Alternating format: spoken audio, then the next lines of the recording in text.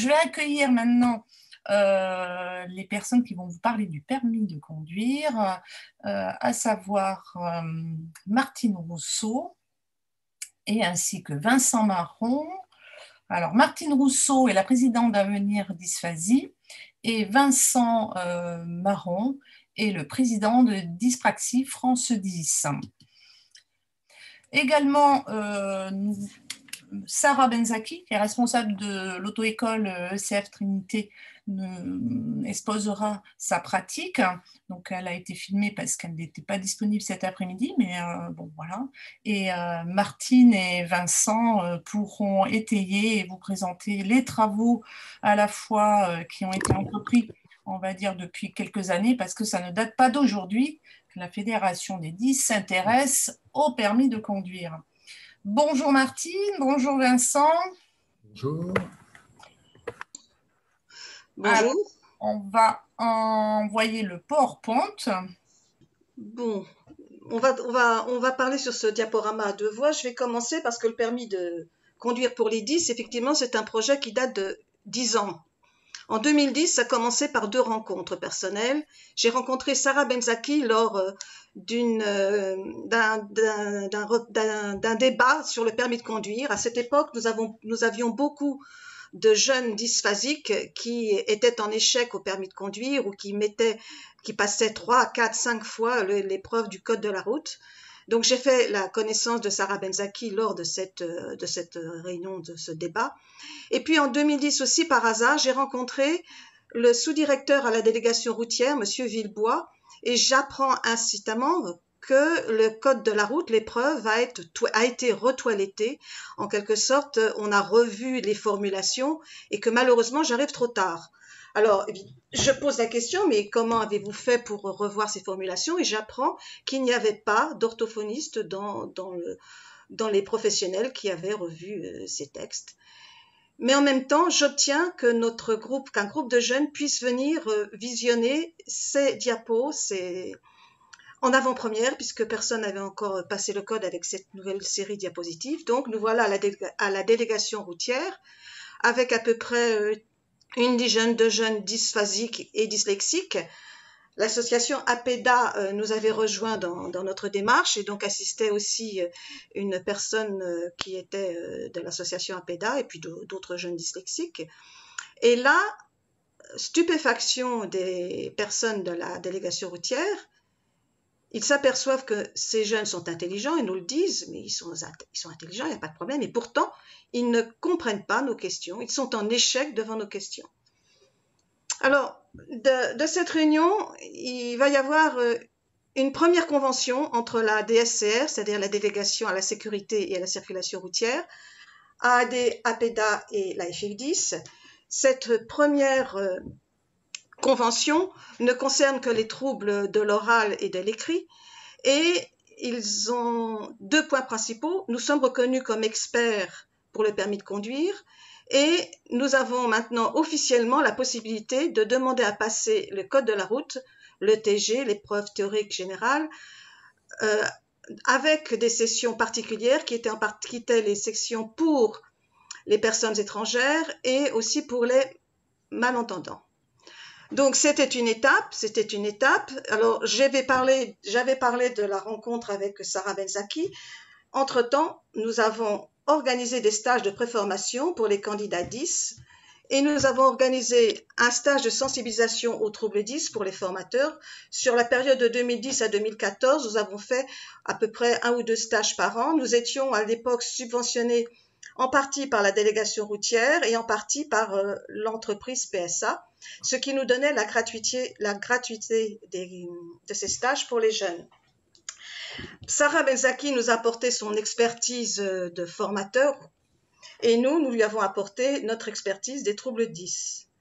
En 2012, une enquête de Dyspraxie France 10 sur les jeunes dyspraxiques, confirme, et Vincent vous le dira par la suite, les difficultés que les dyspraxiques rencontrent aussi au permis de conduire. Ce qui fait qu'en 2013, nous faisons une nouvelle convention entre la direction, la DSCR et la FF10 et On élargit donc cette convention aux troubles dyspraxiques. En 2014, on aboutit à un arrêté ministériel qui en particulier crée des sessions aménagées pour les 10. Et là, je rappelle que dans cet arrêté, il est bien écrit que pour avoir droit à ces sessions aménagées, il y a 3 conditions et que ces 3 conditions ne sont pas à être réalisées en même temps. Ce sont des conditions soit on a une RQTH au titre des troubles des apprentissages, soit on a eu droit à des aménagements au titre des troubles 10 lors des épreuves de l'éducation nationale, soit effectivement on a aussi un bilan médical attestant qu'on a un trouble 10. Quelquefois, on a des retours du terrain où on nous dit il nous faut un certificat médical. Non. Si la personne qui passe a eu une RQTH ou a eu un aménagement, cela suffit pour avoir droit à passer ces sessions aménagées pour les 10. En 2016, là, il y a vraiment la réforme du code et de ce contenu. Sarah Benzaki vous en parlera plus précisément tout à l'heure. Du coup, nous décidons d'arrêter provisoirement les stages de préformation au code de la route. Donc, pour voir comment nos jeunes réagissent avec cette nouvelle façon de passer le code, je dois aussi dire que les stages de préformation, ça a été quand même une belle réussite pour nos associations, car nombre de jeunes, grâce à ces stages, ont pu passer leur code et obtenir leur code de la route. Voilà, maintenant je te passe la parole, Vincent, pour la suite, parce qu'à partir de 2016, c'est surtout toi, au niveau de la dyspraxie, qui intervient. Merci Martine. Effectivement, donc il y a eu tout ce que tu as rappelé, donc qui a amené à rencontrer de façon régulière la délégation à la sécurité routière. Notre association a par exemple sorti une plaquette sur la conduite et la dyspraxie, élaborée avec la sécurité routière. Et puis, de ce fait-là, à partir de 2016, la délégation à la sécurité routière m'a demandé d'intervenir dans la formation des nouveaux inspecteurs et des nouveaux délégués du permis de conduire. Pour parler essentiellement de la dyspraxie, mais on ne peut pas parler que de la dyspraxie sans parler des autres troubles 10. Donc, c'est ce que je fais depuis maintenant quasiment 4 ans. Donc, en fait, tous les nouveaux inspecteurs et tous les nouveaux délégués de permis de conduire vont en formation à Nevers. C'est organisé par l'INSER, qui est un petit peu le bras armé de la formation par la sécurité routière. Et donc, ça représente environ 100 personnes sensibilisées chaque année. Donc, ce sont des sessions qui regroupent entre 10 et 30 professionnels. Ça permet de les sensibiliser aux troubles 10 à travers des mises en situation, de bien reparler des différents aménagements qui sont prévus dans le cadre de la session spécifique du code. Et je dois dire qu'à chaque fois, je fais le bilan d'avoir en face de moi des personnes qui sont particulièrement bienveillantes et qui ont envie que les jeunes réussissent. Donc, d'autres sessions sont prévues, alors soit fin 2020, même déjà dès 2021. En 2019, FF10 Pro a monté une formation sur le permis de conduire également, avec une intervention en Alsace. Et puis en 2020, l'événement important, c'est la sortie d'un guide que nous avons réalisé, donc DFD, le CRM et ECF. Donc le CRM, c'est un organisme qui travaille sur la mobilité et le handicap, qui a été créé par la sécurité routière et de grandes associations nationales sur le handicap, comme l'APF, l'AFM par exemple. Et donc en fait, on travaillait avec le CRM depuis quasiment le démarrage de nos travaux au niveau du DFD, donc quasiment depuis 2012. Et il nous est apparu important de travailler sur la formation des moniteurs d'auto-école, parce que les remontées qu'on a du terrain, c'est que souvent les jeunes nous disent, mais les moniteurs ne savent pas forcément comment s'y prendre avec nous, connaissent mal ces troubles, et il y a un réel besoin. Donc ce guide est paru en mai 2020. Donc normalement, il a dû être envoyé, diffusé à toutes les auto-écoles par la délégation à la sécurité routière. Et puis, parallèlement, la délégation à la sécurité routière nous propose, si on le souhaite, d'animer des formations dans les départements à l'initiative des délégués du permis de conduire. Donc, ils peuvent regrouper les inspecteurs de leur département et à ce moment-là, on pourra intervenir dans ces formations. Donc, ça, c'est particulièrement important. Et puis, le dernier point, c'est le rendez-vous annuel avec la DSR. Maintenant, le C a disparu de la nouvelle appellation. Alors, ça, c'est une émanation de la convention qui avait été signée. C'est bien de signer une convention, mais il faut pouvoir faire un point régulièrement sur les avancées, sur les difficultés. Et nous essayons, pas tout à fait chaque année, mais presque, de rencontrer la délégation à la sécurité routière, en l'occurrence le sous-directeur au permis de conduire, à l'éducation routière. Et ça nous permet donc de faire remonter les différentes difficultés rencontrées. Donc on parlera tout à l'heure un petit peu des propositions concrètes, mais ce lien est vraiment régulier et ça c'est particulièrement important. Voilà donc ce que je pouvais dire sur cette diapositive. On va pouvoir envoyer la vidéo. Bonjour à tous et à toutes. Désolée de ne pas pouvoir être présente en direct avec vous aujourd'hui. Merci à Martine et à Vincent, entre autres, de me laisser ce petit temps de parole en différé pour pouvoir intervenir sur ce vaste sujet qu'est le permis de conduire. Alors, comment passer son permis de conduire quand on a des troubles d'apprentissage et des troubles 10 ? On va voir dans un premier temps qu'est-ce qui a changé sur les quelques dernières années. On va voir quels sont les conseils que je peux vous proposer en tant que professionnel pour faciliter cet apprentissage, qui est un apprentissage difficile pour chacun d'entre nous et pour chacun des nouveaux apprenants. Et enfin, quelles sont les évolutions qu'on pourrait espérer dans l'avenir pour faciliter la tâche à tous les jeunes qui ont des troubles 10 et qui veulent passer leur permis de conduire. Voilà. Alors, la première chose, ce qui a changé, c'est le code de la route il y a bientôt 5 ans. En 2016, est apparue une nouvelle banque de questions, de 1000 nouvelles questions qui ont été complètement renouvelées et organisées sous forme de familles. Donc, il y a principalement comme nouveauté dans ces familles, d'abord l'introduction de questions en vidéo, ce qui n'existait pas avant, nous n'avions que des photos figées. Et l'autre nouveauté, c'est qu'on a une grande famille qui est sortie, qui s'appelle le conducteur, qui représente 10 questions sur 40, donc un quart des questions, et qui pose souvent problème à tous les candidats d'ailleurs, pas seulement ceux qui ont un trouble 10. Alors, avantage ou inconvénient, ce nouvel examen pour les apprentis avec des troubles 10 ? Je dirais la vidéo, ça peut être quand même un avantage parce qu'elle est notamment mise en œuvre dans les questions qui sont des questions très concrètes, très pratiques. Et le fait d'être en mouvement peut faciliter la tâche et l'interprétation de la situation de conduite. Par exemple, pour faire un dépassement, pour rentrer sur l'autoroute, pour évaluer des distances de sécurité. Il va y avoir une vidéo de quelques secondes qui se déroule, puis la vidéo s'arrête. Et enfin, la question est posée au candidat sur ce qu'il ferait dans cette situation. Après, le problème de la vidéo, c'est qu'il y a quand même pas mal de choses qui défilent. Il faut regarder les informations devant, il faut regarder les informations dans le rétroviseur, dans les rétroviseurs, il faut regarder son compteur, il faut regarder l'environnement de sa voiture. Donc, c'est aussi beaucoup de prise d'informations, mais c'est quand même plus proche de la réalité. Ensuite, les questions sur le conducteur, cette famille conducteur qui représente 10 questions sur 40. Alors, celle-ci, à mon sens, peut vraiment poser problème aux personnes atteintes de troubles 10 parce que ce sont notamment toutes les questions qui portent sur l'alcool, les drogues, les médicaments, donc beaucoup de questions et de connaissances qui sont des connaissances théoriques. Des questions sur les calculs des distances de sécurité, distances de freinage, distances parcourues pendant le temps de réaction. Donc là aussi, beaucoup de questions théoriques. Et ensuite, des questions d'analyse de situation, c'est-à-dire demander au candidat de se projeter dans une situation qu'il n'a pas encore vécue, puisqu'a priori, il n'a quasiment jamais conduit, voire jamais conduit. Et on va lui demander d'analyser une situation de conduite et de dire finalement, le danger se situe où ? Quelle est la situation la plus dangereuse? C'est souvent des photos avec un écran qui est coupé en deux photos qui sont quasi identiques avec juste un détail qui change et il va falloir interpréter les situations pour dire finalement c'est dans le cas numéro 1 ou le cas numéro 2 que c'est le plus dangereux.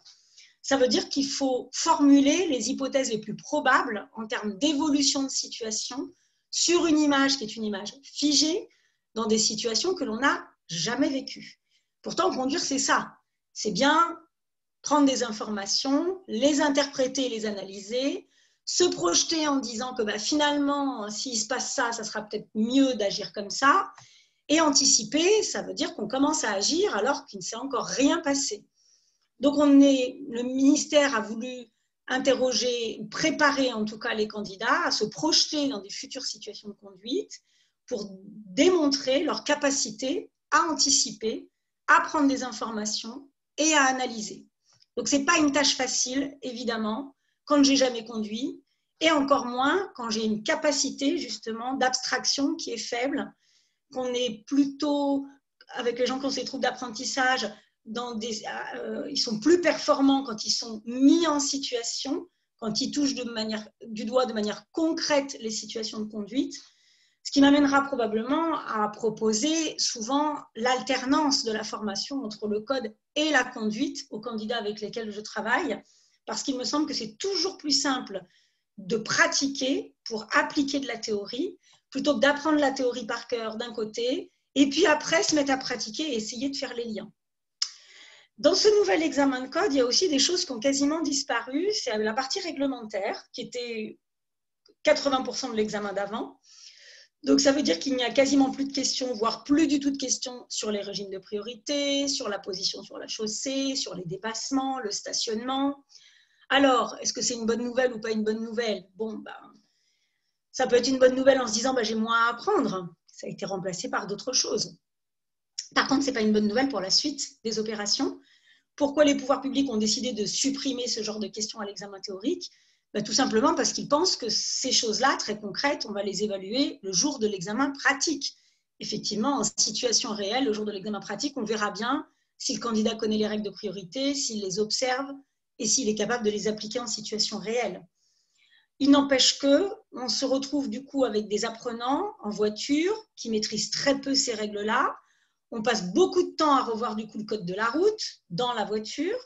Et comme on sait que pour ceux qui ont des troubles 10, l'apprentissage pratique est déjà plus long et plus compliqué, si en plus on doit passer notre temps à faire du code de la route dans la voiture, c'est sûr que ça va rallonger considérablement la formation d'une part, et d'autre part, ça risque de les mettre en surcharge parce que s'ils ne connaissent pas par cœur la théorie, pour l'appliquer en pratique, forcément, ils risquent d'être en surcharge cognitive.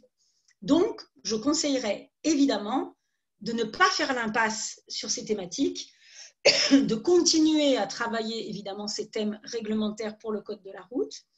Et peut-être que quand vous êtes avec vos jeunes en voiture, que vous conduisez, n'hésitez pas à les faire réfléchir sur observer l'environnement, leur proposer de commenter l'application des règles de priorité, de la position sur la chaussée, de comment je franchis un rond-point, de manière à ce qu'ils puissent faire le lien entre la connaissance théorique et la pratique. Alors, les évolutions aussi pour l'examen du code de la route, elle est sur son organisation.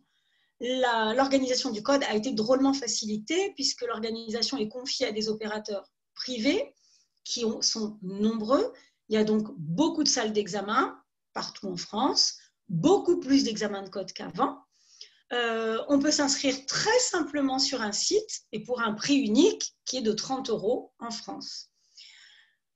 Ce qui laisse aussi la possibilité pour un moindre coût de repasser son code tranquillement, seul, au moment où on le souhaite, sans avoir besoin de passer par l'auto-école pour se réinscrire, à des frais qui sont raisonnables et à des moments où on est disponible et où on se sent prêt, sans pression pour passer son examen et pas de pression en cas d'échec puisque dès le lendemain, si on le souhaite, on peut le repasser. En plus, maintenant, ça se passe sur des tablettes individuelles, chacun avec ses petits écouteurs. Donc, c'est pareil, on n'a pas la pression extérieure de est-ce que je vais bien voir, est-ce que je ne vais pas bien voir. Voilà, tout est fait pour le confort du candidat. Donc, ça, on peut dire que c'est une vraie amélioration. La question se pose toujours pour est-ce que je passe mon code en aménagé ou pas. Moi, à titre personnel, avec les candidats avec lesquels je travaille, ça fait longtemps que je ne sollicite plus de place en aménagé parce qu'il y en a très peu d'organisés. Donc, c'est vrai que c'est toujours ennuyeux si quelqu'un échoue une fois, qu'il attende 4 mois, 5 mois pour repasser l'examen de code. Forcément, il va y avoir beaucoup de déperdition dans le contenu. Que le bénéfice que l'on en tire en code aménagé, finalement, c'est juste un peu de temps supplémentaire. Alors, quand je dis juste, ne déformez pas mes propos, ce n'est pas pour minimiser. C'est vrai que peut-être 2, 3, 4 secondes de plus, sur une dizaine de secondes, ça peut être utile. Il y a, à ma connaissance, pas vraiment de reformulation de la part de l'instructeur qui va relire la question. c'est plutôt de la relecture qui va permettre justement ce temps supplémentaire. Voilà, de mon expérience, les jeunes qui l'ont travaillé et qui ont ces troubles d'apprentissage l'obtiennent quand même en non aménagé. Et vraiment, le bénéfice, quelques secondes supplémentaires pour attendre parfois 4 mois pour avoir une place d'examen et risquer de tout oublier parce qu'on n'a pas pratiqué assez, je trouve que c'est quand même une très lourde contrainte. Donc peut-être dans les évolutions à venir, il faudrait qu'il y ait plus de places en aménagé, mais peut-être que les demandes ne sont pas si conséquentes que ça et que du coup, ça reste une vraie charge, une vraie complexité d'organiser le code en aménagé. Peut-être une piste à creuser, à voir. Voilà. Pour la partie conduite, en fonction des troubles 10, la partie conduite va rester le vrai problème. Et le problème de temps, et le problème de difficulté, et donc le problème d'investissement financier. Pardon, je reviens un petit peu en arrière sur le code. Je voulais juste vous dire que je trouve que les éditeurs, depuis ce nouvel examen de code, ont fait un vrai effort, les éditeurs pédagogiques, sur les outils à distance. Parce que évidemment, cette loi qu'on appelait la loi Macron à l'époque, qui a changé ce modèle de formation pour le code, a fait en sorte, a voulu que le code se travaille plus en autonomie. À l'origine, c'était en partie pour réduire les temps d'attente à l'examen et pour réduire le coût du permis de conduire. Mais du coup, les éditeurs ont travaillé avec des outils web qui facilitent l'apprentissage en autonomie. À titre personnel, je les trouve vraiment bien faits, avec toutes les familles du nouveau code de la route, avec des vidéos, avec des explications, avec des quiz à thème, avec des quiz tout mélangés et des examens blancs. Je trouve que c'est un très bon support pour pouvoir le travailler en autonomie, plus simple à l'usage pour ceux qui ont des troubles 10 que le livre de code qui, lui, n'a pas du tout évolué par contre. Il a toujours autant de texte et il peut paraître toujours aussi ennuyeux. La conduite. Donc la conduite reste, de mon point de vue, la vraie problématique. En fonction des catégories de troubles 10, notamment pour la dyspraxie, la conduite va rester un lourd problème. Mes conseils vont être toujours d'alterner le code et la conduite. Je pense que c'est le mieux de mêler la théorie et la pratique. Le conseil également va être autant que possible faciliter l'apprentissage, donc utiliser plutôt la boîte automatique qu'une boîte mécanique manuelle qui va demander beaucoup de coordination de mouvement, beaucoup de temps à passer sur l'embrayage, le passage de vitesse, le rétrogradage, et va placer les élèves en permanence en double tâche, en surcharge cognitive, et ils n'ont vraiment pas besoin de ça. Il faut également, je pense, lors du choix de l'auto-école, trouver une auto-école avec laquelle on se sent en confiance, bien évidemment, donc à qui on peut dire qu'on a ces problématiques-là. La boîte automatique, c'est quand même un outil qui se développe beaucoup. Nous, en ville, puisque moi je suis dans Paris, j'ai quasiment un tiers des élèves, presque un peu plus, presque la moitié des élèves maintenant qui demandent à passer le permis sur boîte automatique, même quand ils n'ont pas forcément de trouble d'apprentissage, ils veulent juste se simplifier la vie, sachant que maintenant on va pouvoir louer facilement des véhicules à boîte automatique, soit en France ou à l'étranger, dans les grandes villes ou en province, dans les villes de taille plus moyenne, que les véhicules en libre service type Autolib, etc., enfin ça ne s'appelle plus comme ça maintenant, mais le même principe, c'est des véhicules électriques à boîte automatique. Donc, on en trouve vraiment partout. En plus, c'est un permis qui n'est plus tout à fait restrictif, puisque quand on passe le permis sur boîte automatique, 3 mois plus tard, on peut retourner dans une auto-école agréée pour faire une formation sur boîte manuelle. Et quand on sait manipuler la boîte manuelle, eh ben, une attestation de l'auto-école suffira pour qu'on puisse obtenir le 2e permis en boîte manuelle. Donc, pourquoi se priver d'apprendre plus facilement en utilisant la boîte automatique ? Ensuite, l'autre conseil, c'est que comme la formation est souvent plus longue, il ne faut pas hésiter à se donner du temps pour faire cette formation et pour passer son permis de conduire. Et là, je recommanderais la conduite supervisée. La conduite supervisée, c'est un peu comme la conduite accompagnée à partir de 15 ans pour les jeunes, mais pour les adultes. C'est-à-dire que je dois bien sûr avoir obtenu mon code de la route, ça reste toujours l'étape préalable.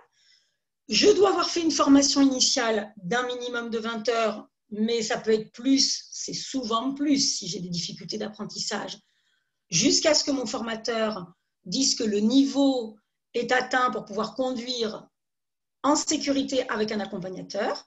Ça n'est pas le même niveau d'exigence qu'à l'examen du permis de conduire, puisqu'on sait qu'on ne va pas être seul en autonomie au volant, mais bien accompagné par quelqu'un d'expérience.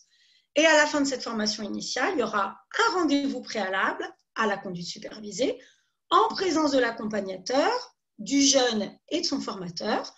Ce rendez-vous est surtout à destination de l'accompagnateur pour lui présenter les progrès de l'apprenant, pour lui présenter les points qui restent à travailler, lui donner des astuces de comment les travailler encore. Moi, même s'il n'y a pas de contrainte, je recommande toujours à mes stagiaires une formation en alternance. Qu'est-ce que ça veut dire? Ça veut dire, on est d'accord, on a fait un contrat tous les trois, le parent, le jeune et nous, pour qu'ils puissent travailler et se donner confiance et pratiquer dans un certain contexte avec ses accompagnateurs. Mais il faut des retours réguliers quand même dans l'établissement d'enseignement de la conduite pour mesurer la progression et pour mesurer les points qui restent à travailler et peut-être les difficultés qu'ils n'ont pas réussi à surmonter ensemble. Donc, je dis qu'en général, une fois par mois, on doit se revoir pour faire un point. Voilà. Alors, j'espère que tous ces conseils vous seront utiles. Si je peux me permettre, je trouve que le combat pour l'avenir et les évolutions à venir se situent surtout au niveau de l'examen de conduite. Et je pense que c'est un combat pour vous, les associations, parce que à l'examen pratique, l'inspecteur n'a pas connaissance ni conscience du trouble d'apprentissage du jeune qui passe son examen. Il va être parmi d'autres candidats. Vous allez me dire, c'est normal, hein, quand il va conduire, il va aussi conduire parmi d'autres personnes. Il faut donc qu'il ait le même niveau de compétence. Et ça, je suis d'accord, il faut qu'il ait le même niveau de compétence. Mais peut-être que le cadre de l'examen pourrait tenir compte justement de la particularité du trouble, notamment sur le choix des directions et du parcours fait par l'inspecteur, s'il avait connaissance du trouble. C'est tout bête, hein, mais confondre sa droite et sa gauche, être obligé de réfléchir 2 fois plus qu'un autre quand l'inspecteur me dit on ira à gauche ou on ira à droite, bah ça me demande plus d'efforts. Pendant ce temps-là, je vais peut-être être moins attentif à ce qui se passe autour de moi, alors que finalement, c'est une contrainte que je n'aurai pas quand je vais conduire tout seul. J'aurai mon GPS, je vais me guider soit à l'audio, soit visuellement. Je vais peut-être être au départ accompagnée par quelqu'un qui va m'apprendre un petit peu les trajets. J'aurai du temps pour préparer mes trajets. On est rarement livré à nous-mêmes. Aujourd'hui, on a des outils pour apprendre à se diriger qui sont des outils facilitateurs et qui assurent notre sécurité. Donc, j'ai vu parfois des candidats se retrouver très perdus parce qu'ils n'avaient pas compris la direction dans laquelle ils devaient aller. Il y a aussi un temps de conduite autonome où on doit se diriger par les panneaux.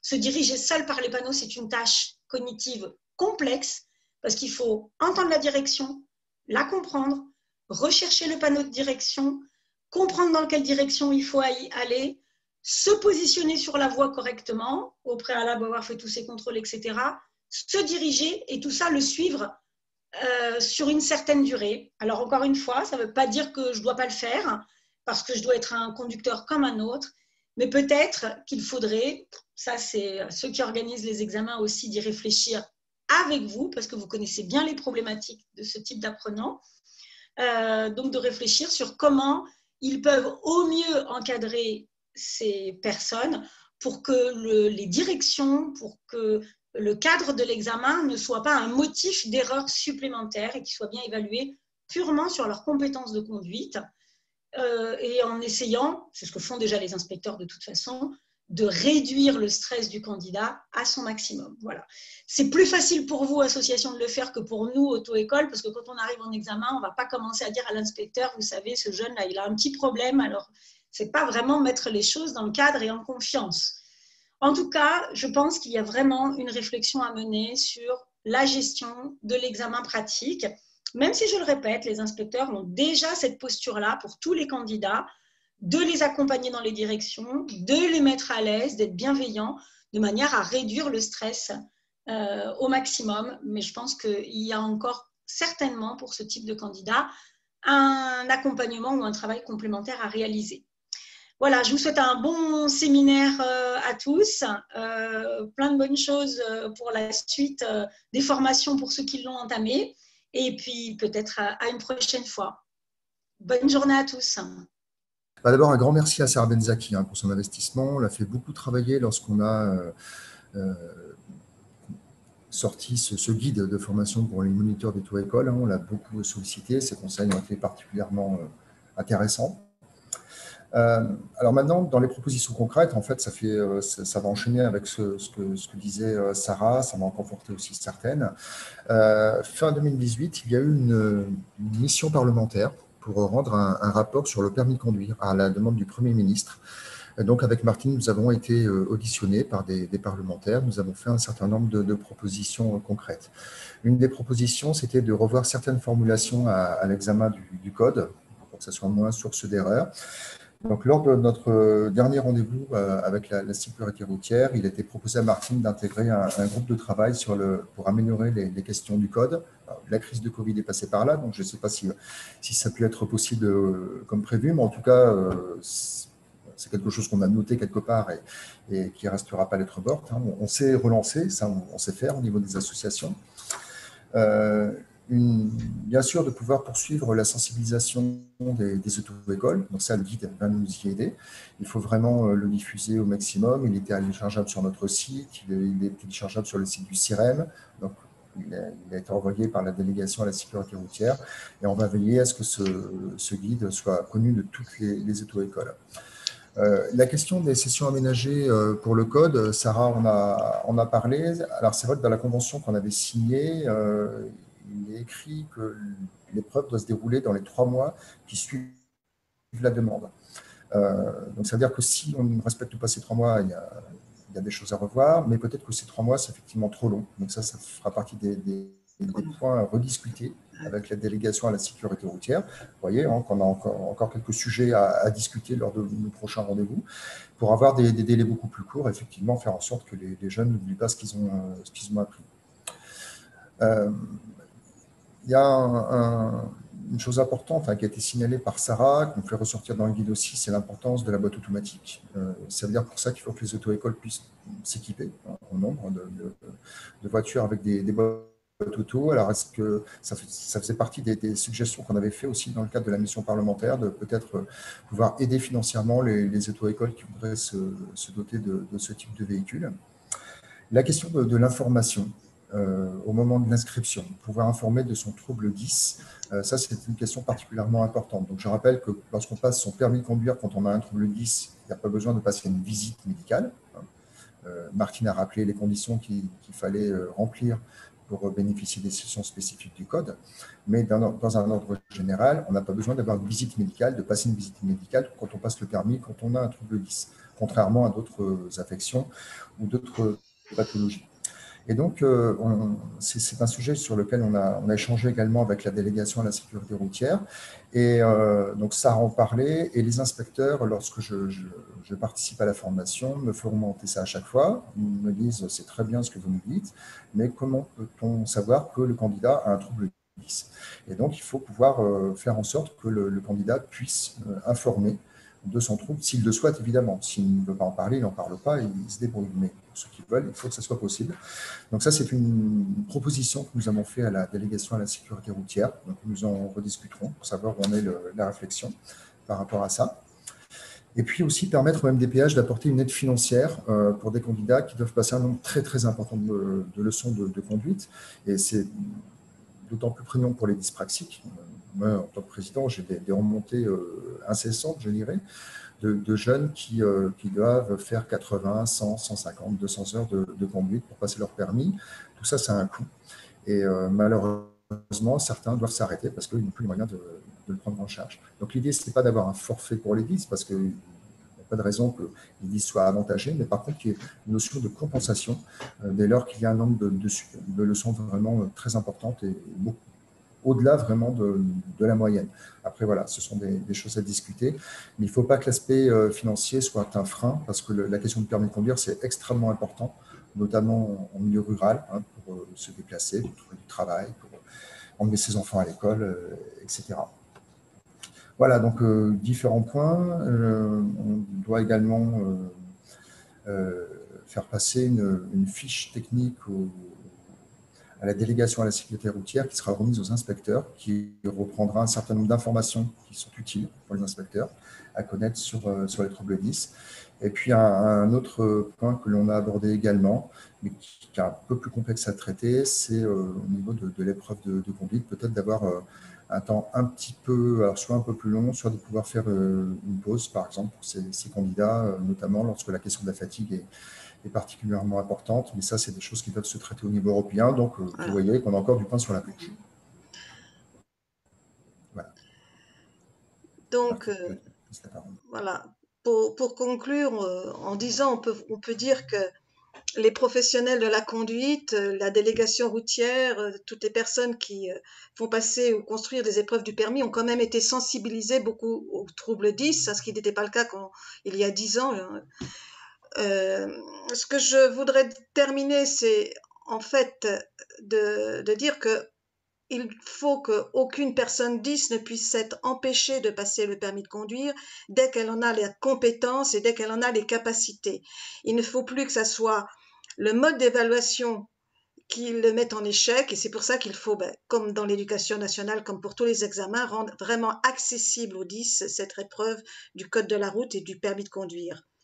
Donc voilà, si vous avez des questions pour passer le permis de conduire, bien n'hésitez pas à contacter les associations, pas seulement en cas de besoin, pour témoigner de vos difficultés, mais aussi surtout de vos réussites, parce que ça nous intéresse aussi, vos réussites, ça nous donne un mode d'emploi, pour nous donner des idées. Voilà, je vous remercie.